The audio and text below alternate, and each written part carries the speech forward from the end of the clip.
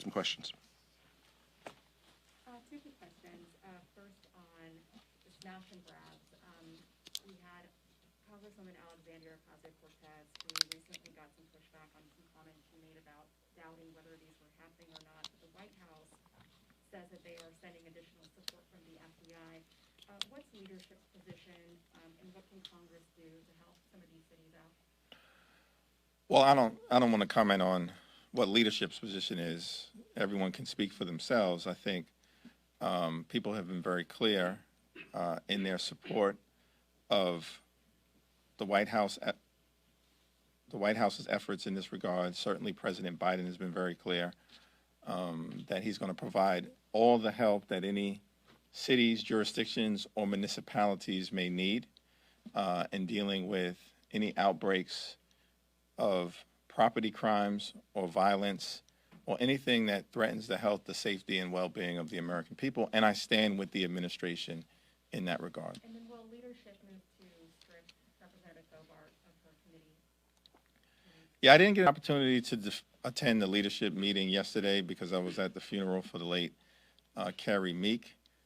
But it is my expectation that Lauren Boebert is going to be held accountable. As Vice Chair Aguilar mentioned, it would be a constructive thing if my friends on the other side of the aisle would handle their own business in terms of the out-of-control members.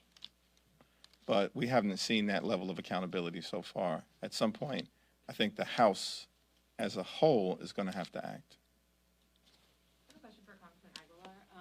On the January 6th committee, we've got news this morning that you guys are going to move forward on a contempt referral for Meadows.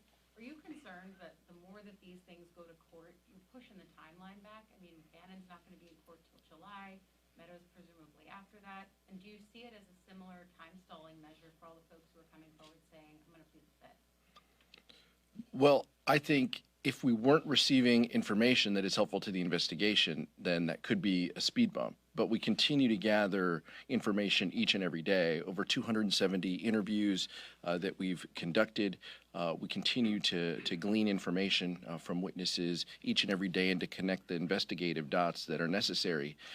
Clearly, as you mentioned, if Mr. Bannon wants to potentially go to jail for 2 years as a result of not talking to us, then that's something he's going to have to answer to. I would love if it was in a more expedited manner, as would my colleagues, but that's the path he's chosen.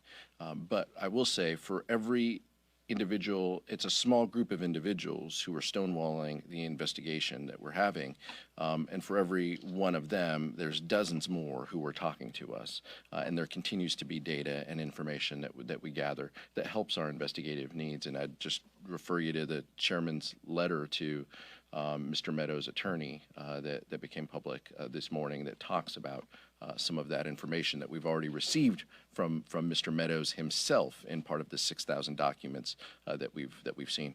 And on the pleading the fifth tactic, is that stalling, or do you think these people are acting in good faith? We have deep reverence for the Fifth Amendment, and want to make sure that we're proceeding cautiously when someone does that, when someone invokes the Fifth Amendment. So we don't take that lightly at all. So that's part of the discussion, and that will be part of potentially, an interview that someone has with us. If they choose to invoke their Fifth Amendment right, then that's something that would be for the record. But that doesn't mean that they can't come before the committee. There is no blanket privilege, and there is no blanket fifth. So if they want to handle it on a question-by-question basis, that's something that the committee is willing to have a conversation about. But that shouldn't forestall our efforts. Second row.